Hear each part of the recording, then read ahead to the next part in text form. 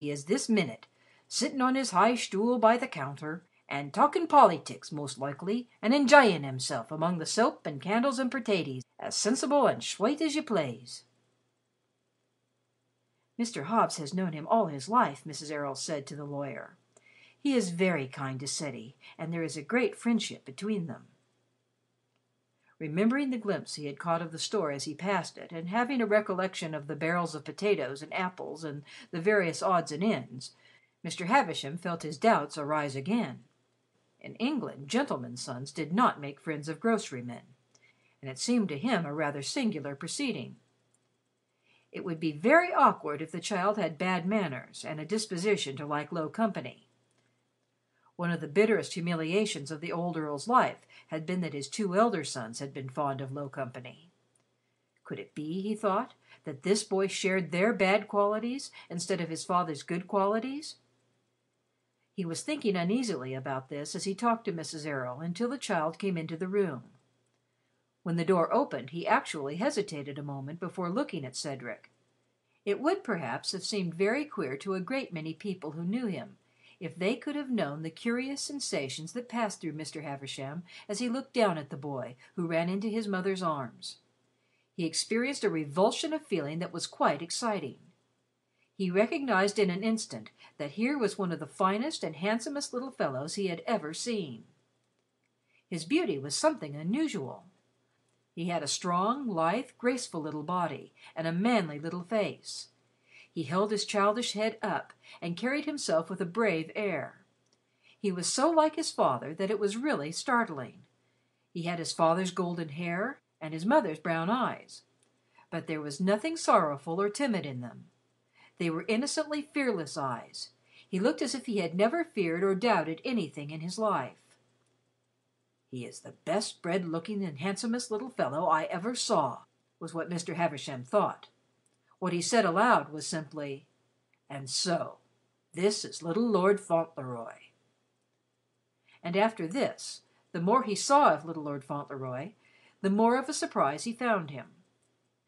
He knew very little about children, though he had seen plenty of them in England, fine, handsome, rosy girls and boys who were strictly taken care of by their tutors and governesses, and who were sometimes shy and sometimes a trifle boisterous, but never very interesting to a ceremonious, rigid old lawyer. Perhaps his personal interest in little Lord Fauntleroy's fortunes made him notice Ceddie more than he had noticed other children, but however that was, he certainly found himself noticing him a great deal. Cedric did not know he was being observed, and he only behaved himself in his ordinary manner. He shook hands with Mr. Havisham in his friendly way when they were introduced to each other, and he answered all his questions with the unhesitating readiness with which he answered Mr. Hobbs. He was neither shy nor bold, and when Mr. Havisham was talking to his mother, the lawyer noticed that he listened to the conversation with as much interest as if he had been quite grown up. "He seems to be a very mature little fellow," Mr. Havisham said to the mother. "I think he is, in some things," she answered. "He has always been very quick to learn, and he has lived a great deal with grown-up people. He has a funny little habit of using long words and expressions he has read in books, or has heard others use. But he is very fond of childish play. I think he is rather clever, but he is a very boyish little boy sometimes." The next time Mr. Havisham met him, he saw that this last was quite true. As his coupe turned the corner, he caught sight of a group of small boys, who were evidently much excited. Two of them were about to run a race, and one of them was his young lordship, and he was shouting and making as much noise as the noisiest of his companions. He stood side by side with another boy, one little red leg advanced a step. "One to make ready!" yelled the starter. "Two to be steady! Three, and away!" Mr. Havisham found himself leaning out the window of his coupe with a curious feeling of interest. He really never remembered having seen anything quite like the way in which his lordship's lordly little red legs flew up behind his knickerbockers and tore over the ground as he shot out in the race at the signal word. He shut his small hands and set his face against the wind. His bright hair streamed out behind. "Hooray, said Errol!" all the boys shouted, dancing and shrieking with excitement. "Hooray, Billy Williams! Hooray, Ceddie! Hooray, Billy! Hooray! Ray! Ray!" "I really believe he is going to win," said Mr. Havisham.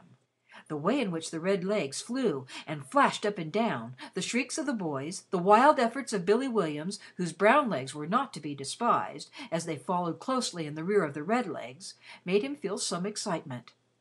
I really can't help hoping he will win," he said, with an apologetic sort of cough.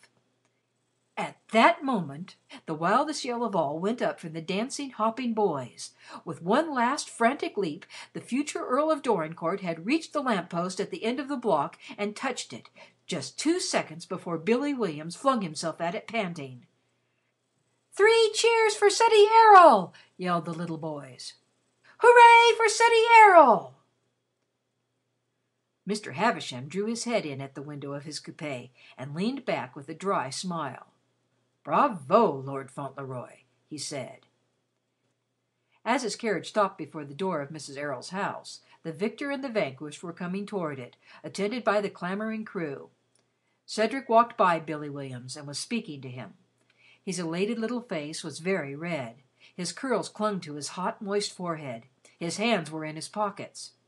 "You see," he was saying, evidently with the intention of making defeat easy for his unsuccessful rival, "I guess I won because my legs are a little longer than yours. I guess that was it. You see, I'm 3 days older than you, and that gives me a 'vantage. I'm 3 days older." And this view of the case seemed to cheer Billy Williams so much that he began to smile on the world again, and felt able to swagger a little, almost as if he had won the race instead of losing it. Somehow Ceddie Errol had a way of making people feel comfortable. Even in the first flush of his triumphs, he remembered that the person who was beaten might not feel so gay as he did, and might like to think that he might have been the winner, under different circumstances.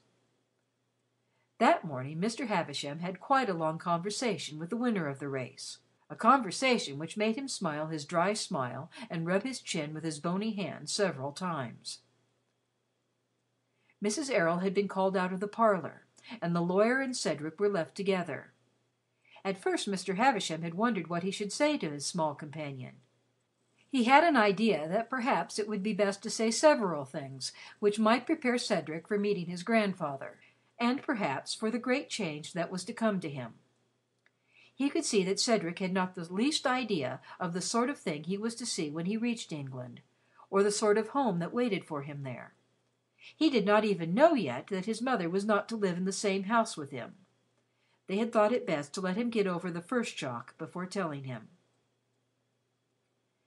Mr. Havisham sat in an armchair on one side of the open window.